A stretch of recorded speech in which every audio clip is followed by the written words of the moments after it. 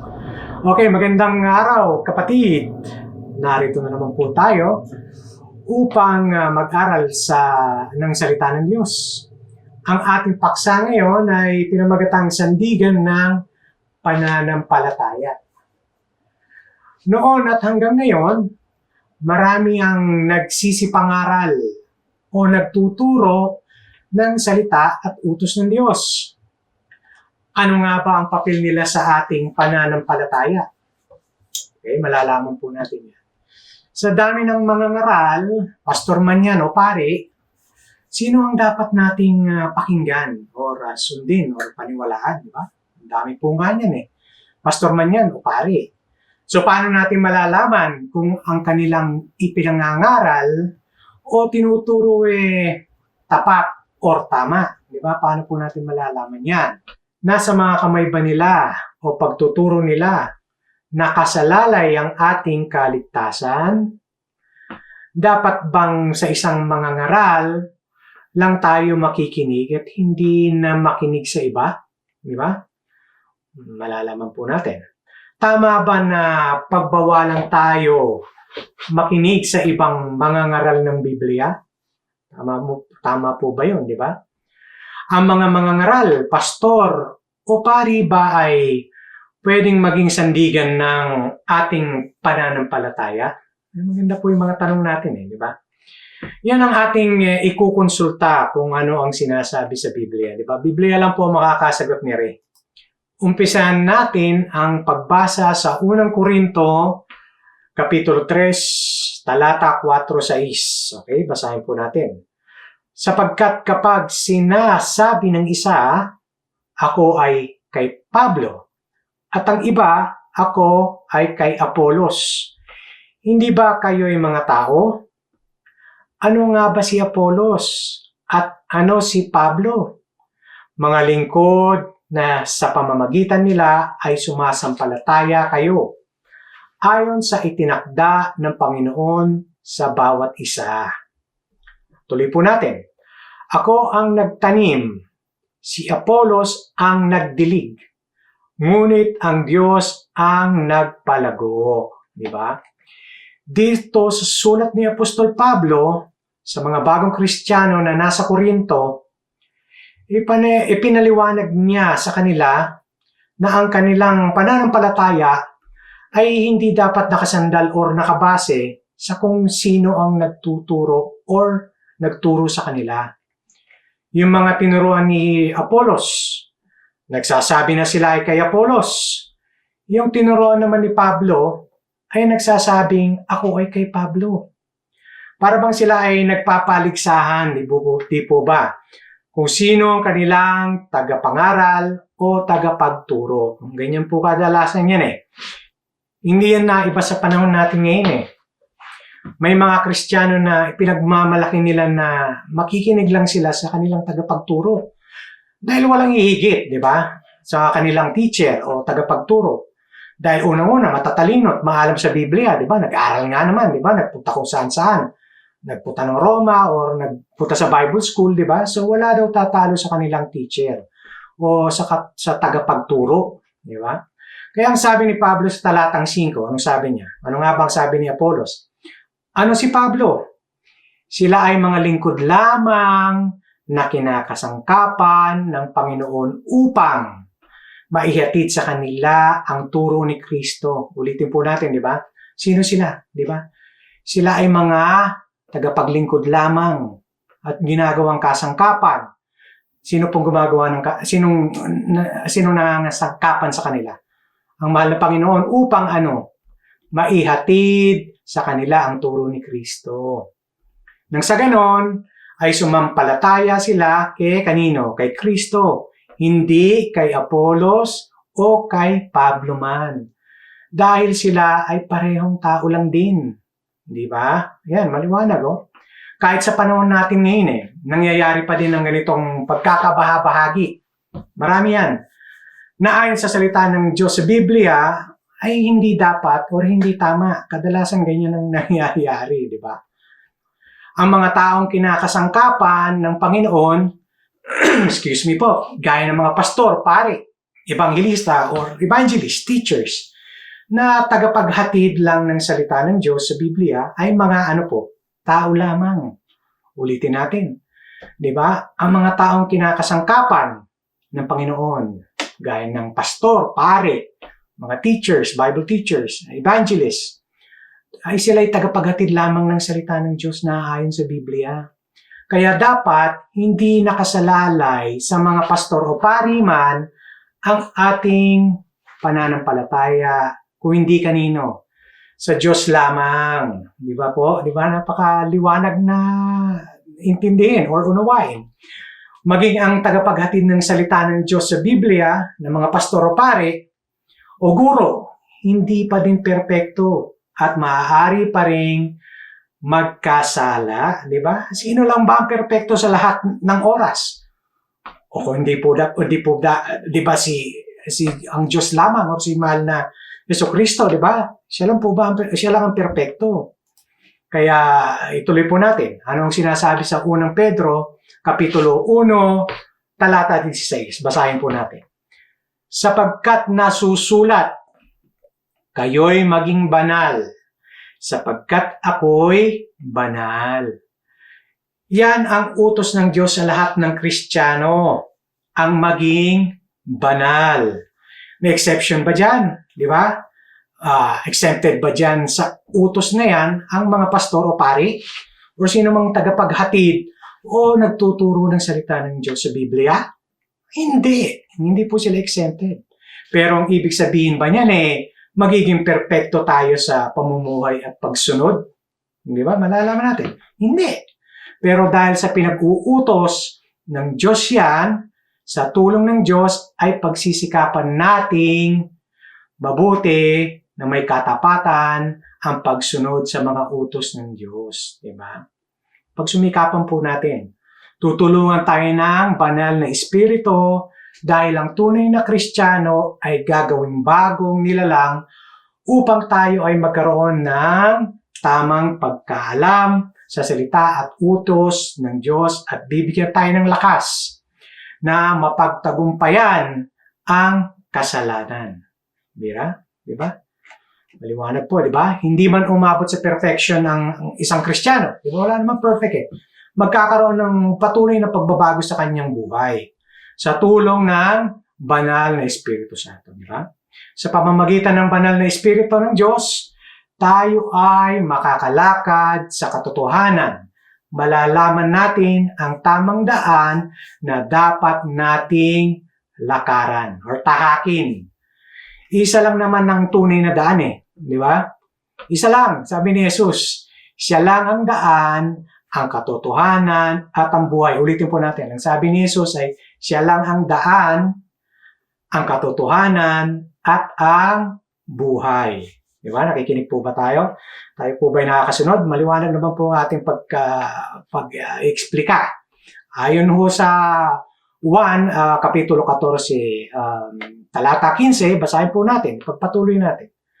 Kung ako'y iyong minamahal, ay tutuparin ninyo ang aking mga utos. Ulitin po natin, di ba? Kung ako'y inyong minamahal, ay tutuparin ninyo ang aking mga utos. Ang seryosong pagtupad natin sa utos ni Kristo, ang ebidensya na mahal natin siya. Di po ba? Di ba? Madaling magsabi sa isang tao na mahal niya ang Diyos. Napakadali na. Marami na ako nadinig yun Pero pagdating sa pagsunod o sa pagtupad sa utos ng Diyos, ayaw naman sumunod. Kahit alam sa sarili niya ang katotohanan, di ba?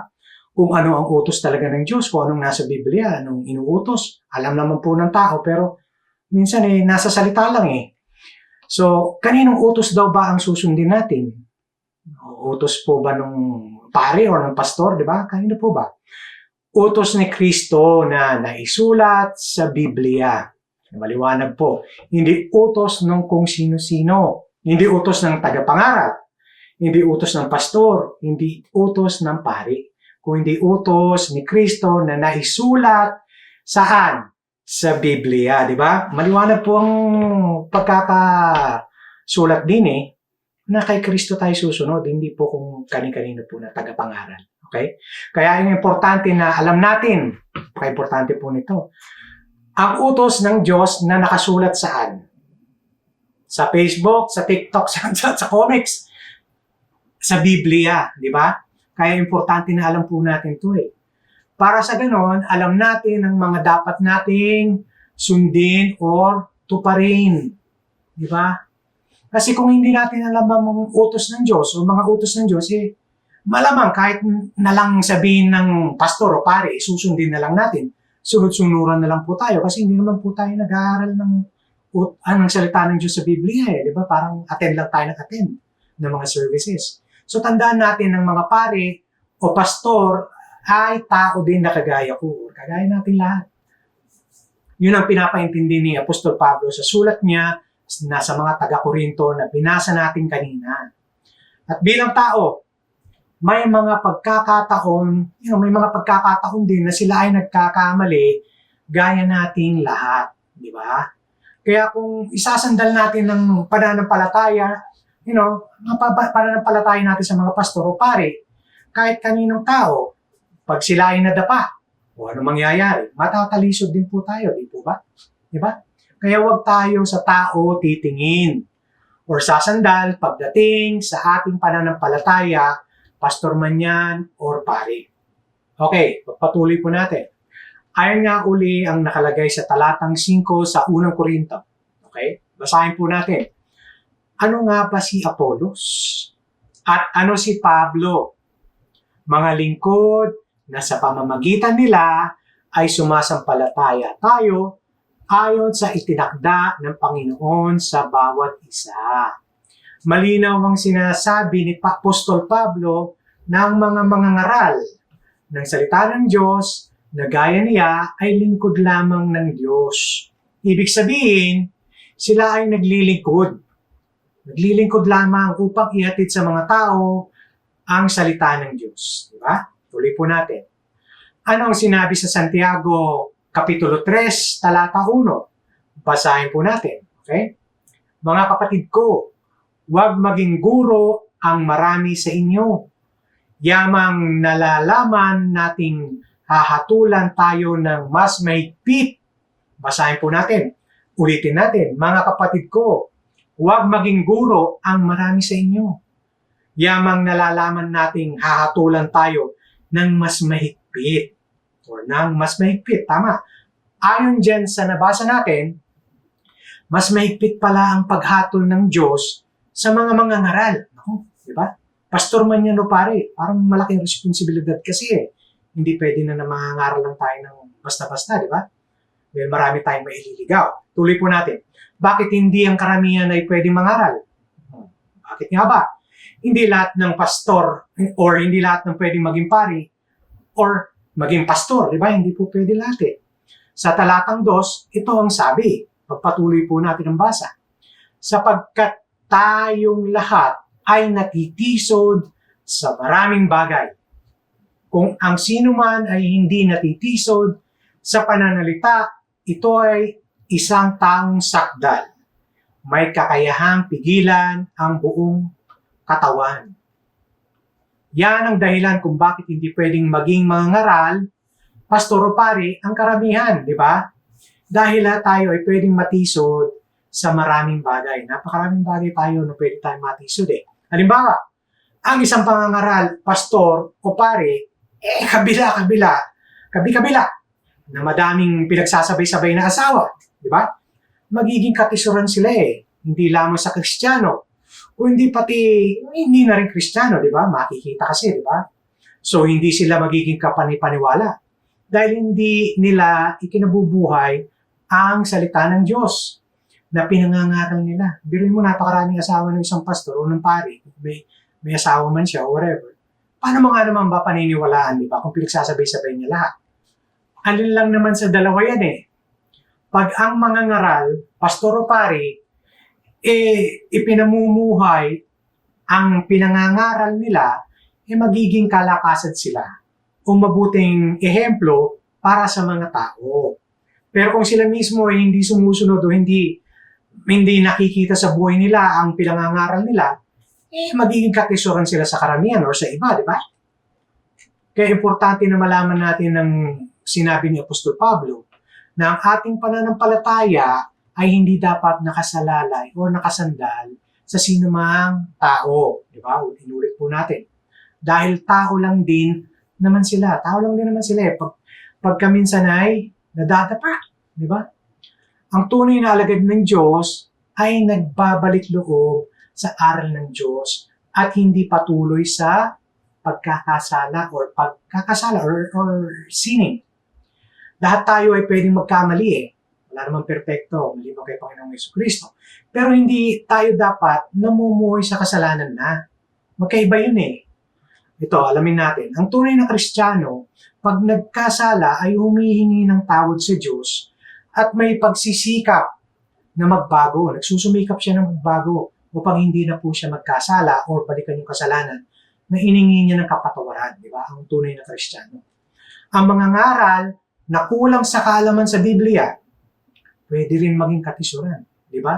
Kaya napakabigat po ng kaparusahan. Pag mangangaral ka at nililigaw mo yung tinuturuan mo dahil kulang ka sa kaalaman. Di ba? You will be held liable, di ba? Kumpara doon sa mga nakikinig lang at sumusunod sa'yo. Dahil ang mga ngaral na kulang sa kaalaman sa Biblia ay pwedeng magturo ng may kamalian na turo or katuruan. Di ba? Kaya nga nakasulat sa 1, Kapitulo 5, talata 39, search the scriptures. Saliksikin o aralin ng mga naisulat sa Biblia. Di ba? Let's search. Hindi naman nangangahulugan na hindi na tayo makikinig sa kahit sinong mga ngaral eh. Hindi naman po ganun ang ibig sabihin nun. Pinapaalalahanan lang tayo sa mga, sa mga gawa. Gaya ng sa Kapitulo 17, talata 11, na tayo ay tumulad sa mga Kristiyano na taga-Berea, na sinasaliksik or chinecheck nila ang mga nasusulat sa salita ng Diyos at kinukumparan nila na mabuti ang mga itinuro or ipinangangaral sa kanila kung tama, lihis, or mali. Wala tayo dapat maging sandalan ng ating pananampalataya kundi ang Diyos lang. Okay, pagpatuloy po natin. Babasa tayo sa Hebreo, Kapitulo 13, talata 7. Okay?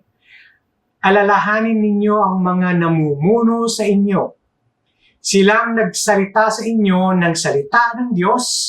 Tingnan ninyo ang kinalabasan ng kanilang pamumuhay. Tularan ninyo ang kanilang pananampalataya.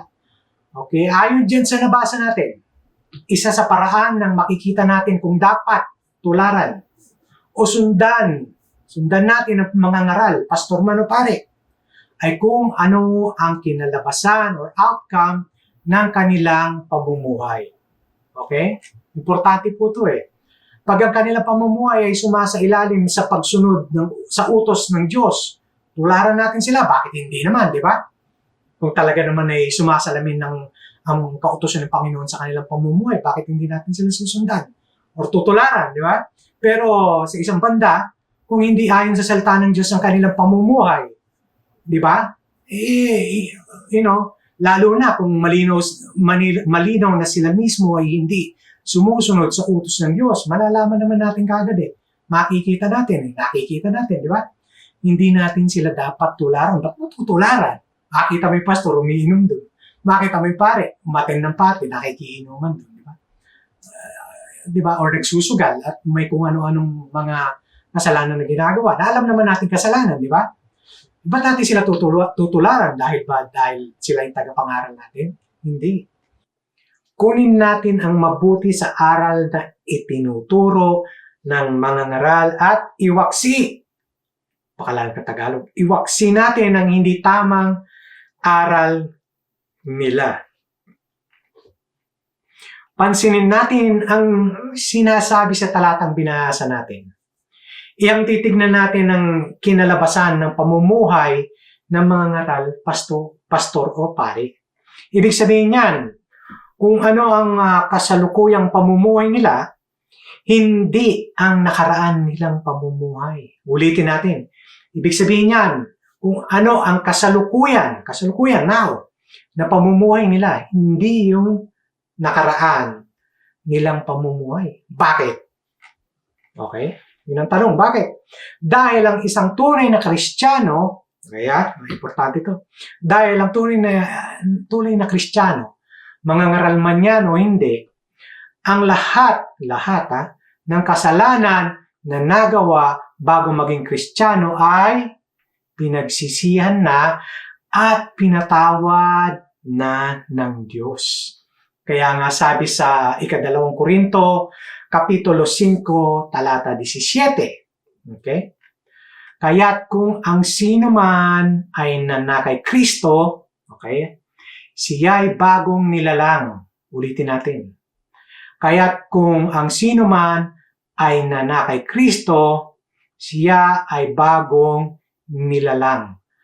Ang mga dating bagay ay nagsilipas na.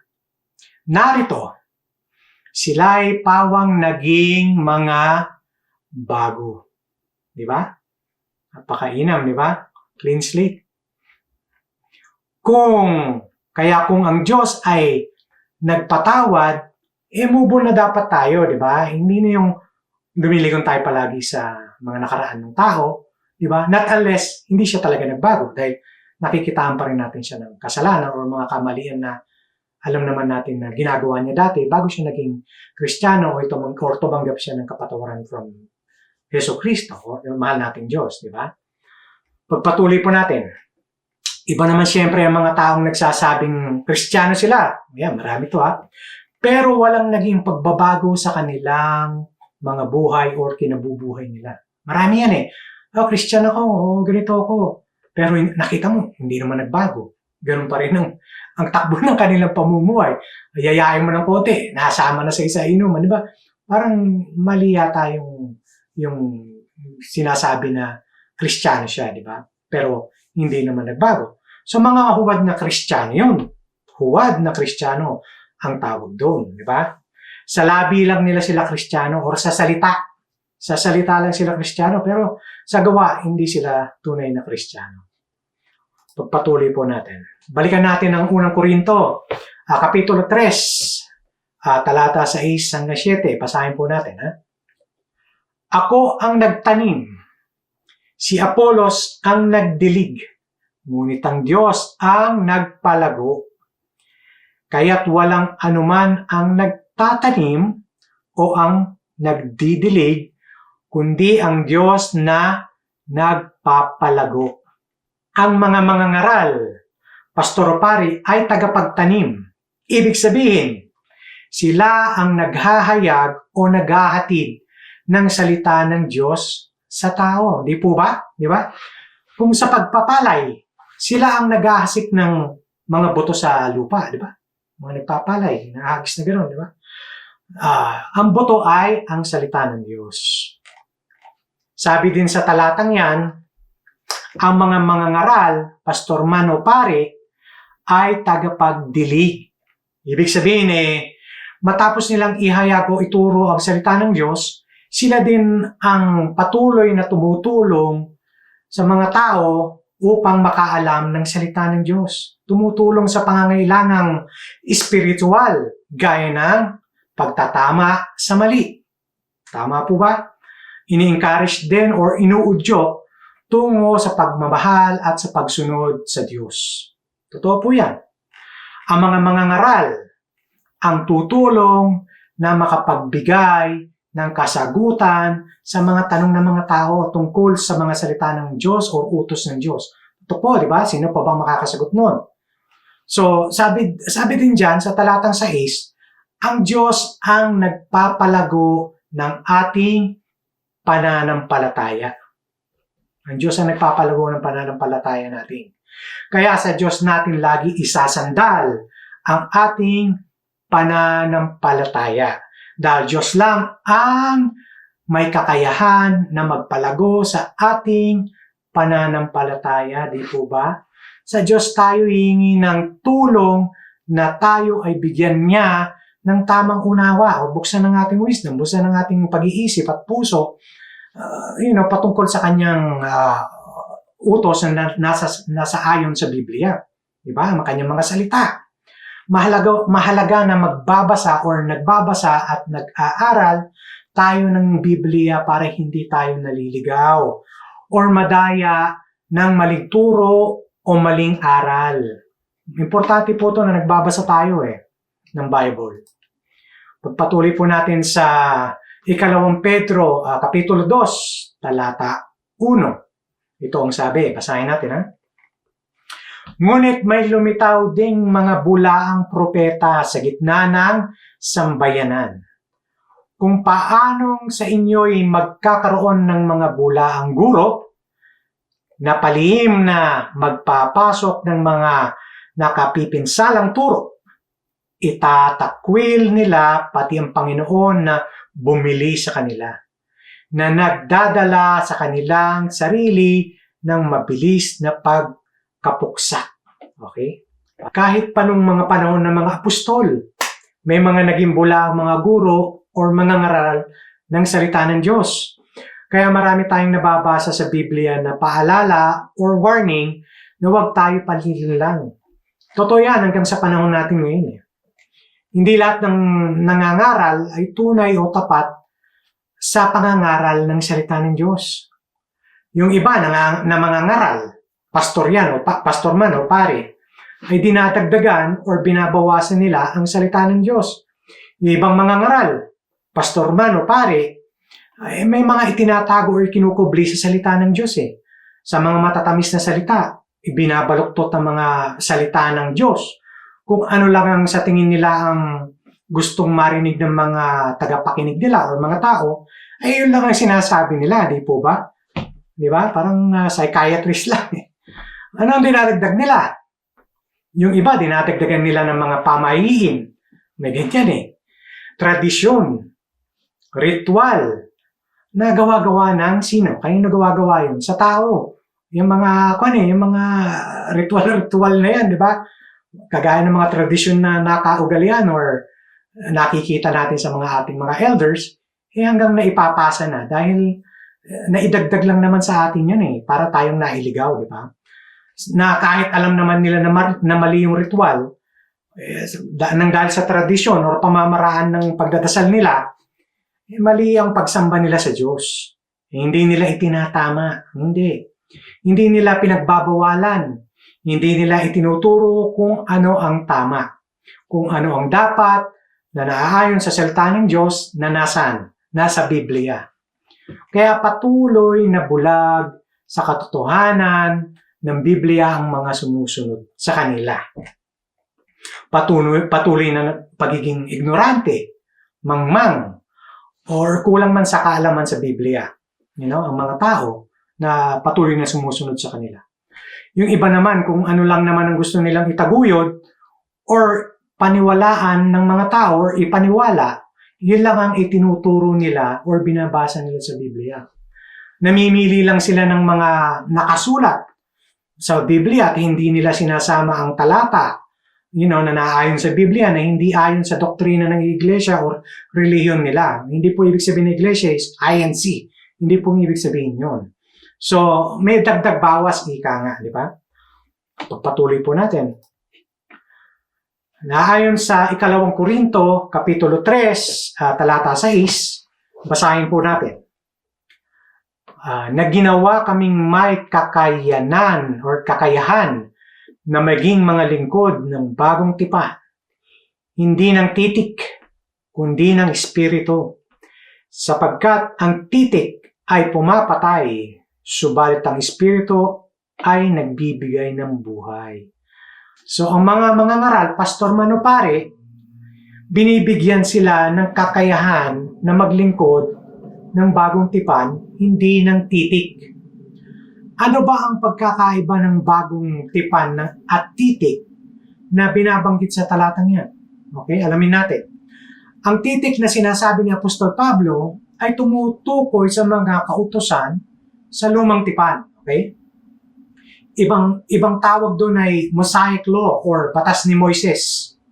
Sa Diyos galing ang mga utos pero tinawag lang na Batas ni Moises dahil siya ang naghayag sa mga tao at nagpatupad.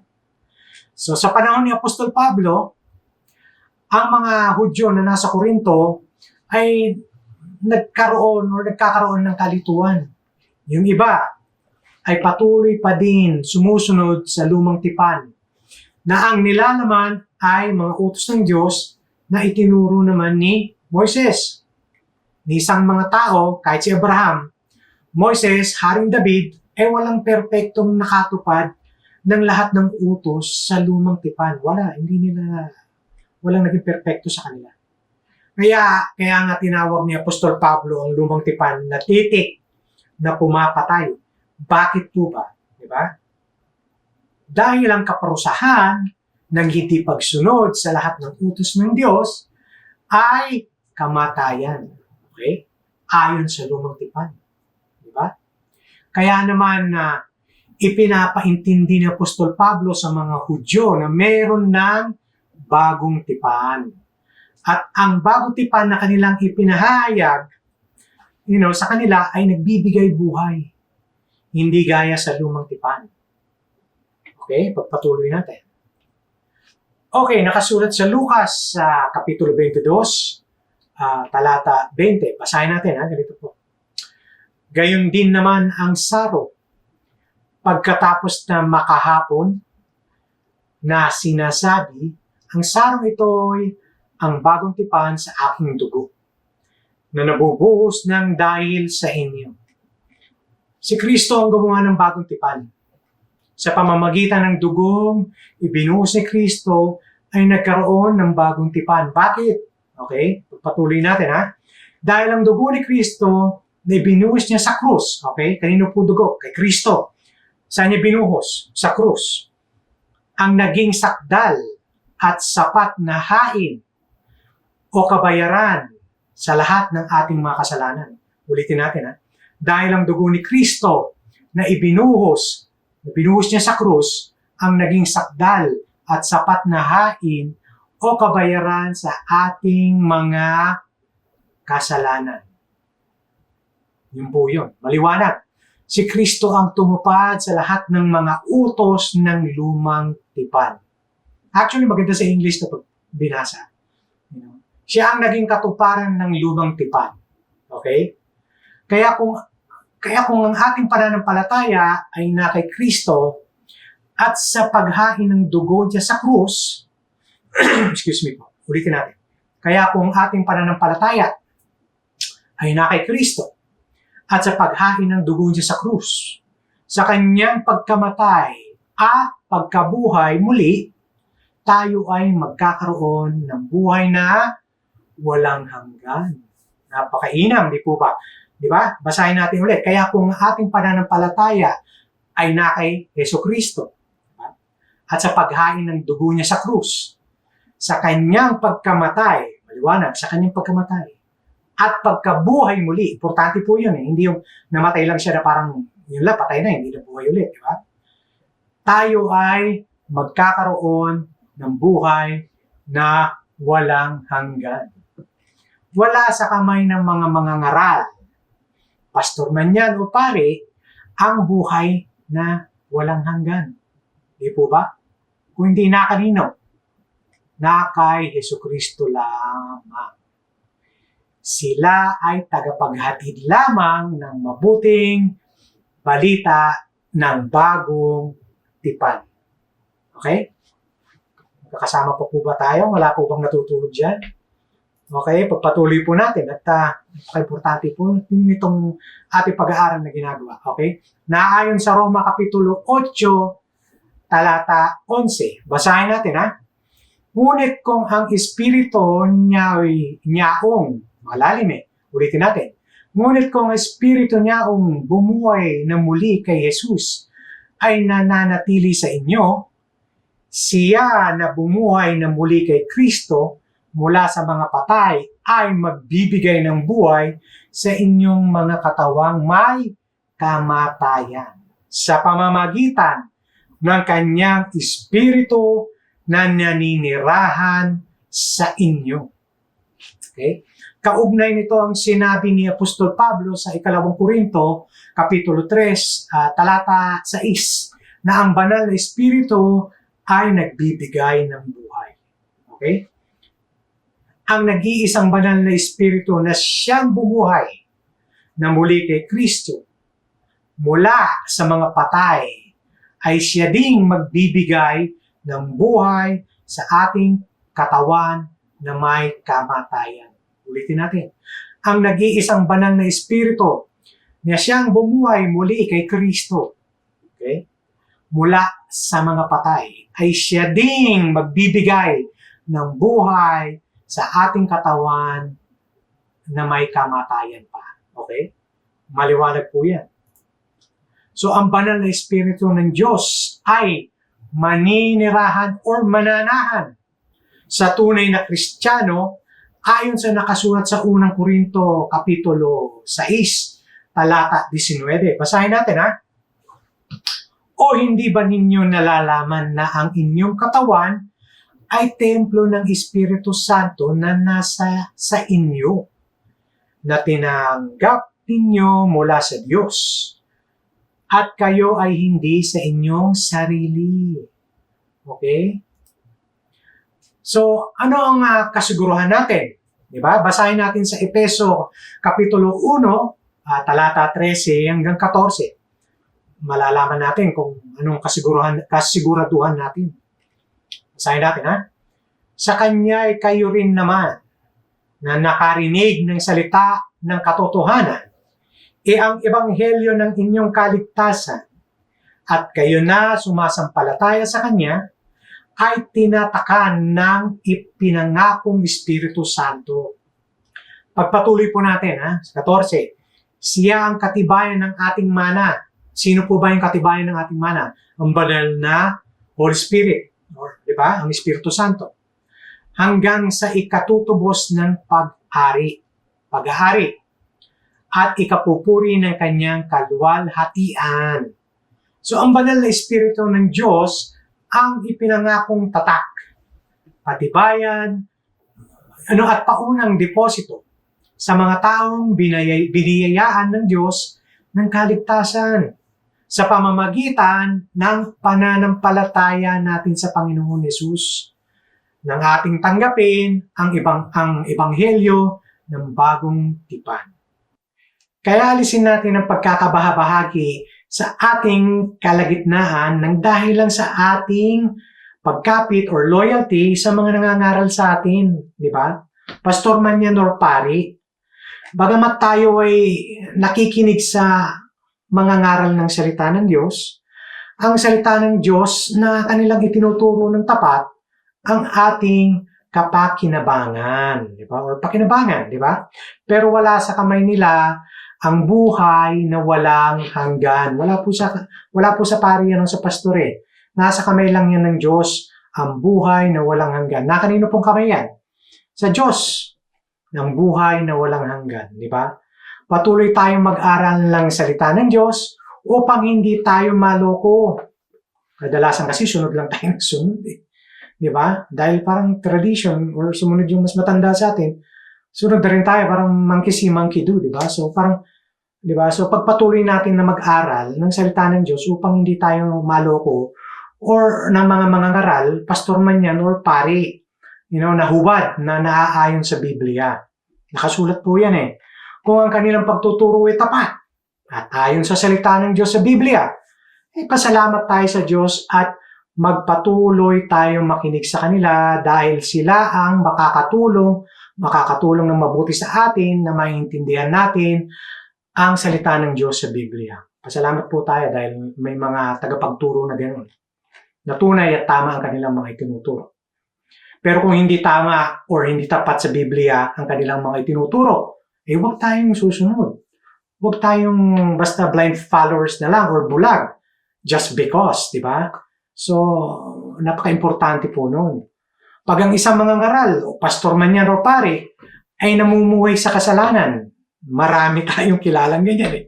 Di ba? Marami akong kilalang ganyan, pero wag na natin pahabain. Pero, alam niyo po yung sinasabi ko, hindi ibig sabihin ay tutularan natin sila. Namumuhay sila sa kasalanan, eh. Tapos, nangangaral sila ng salita ng Diyos. Paano yun? Kasi, dahil tsuhin mo, o dahil kumpare mo, di ba? Or, ninong mo sa kumpil or sa binyag, di ba? So, hindi ibig sabihin ay hihinto tayo sa pag-aaral ng salita ng Diyos, or hindi ibig sabihin na tayo ay manlalamig sa pananampalataya natin sa Diyos. Hindi po ganun ang ibig sabihin nun. Sabi sa Biblia, huwag tayong maging mapanghusga dahil tanging Diyos lamang ang pwedeng manghusga. Ulitin natin, sabi sa Biblia to huwag tayong maging mapanghusga dahil tanging Diyos lamang ang pwedeng manghusga. Pero hindi ibig sabihin na patuloy tayong kakapit sa maling turo. Ng mga mangangaral natin, pastor man or pari. Huwag po tayong patuloy na sumunod lang, di ba? Kaya inuulit-ulit natin to para mas maunawaan po natin mabuti ang importanteng nakasulat sa Biblia at ang utos.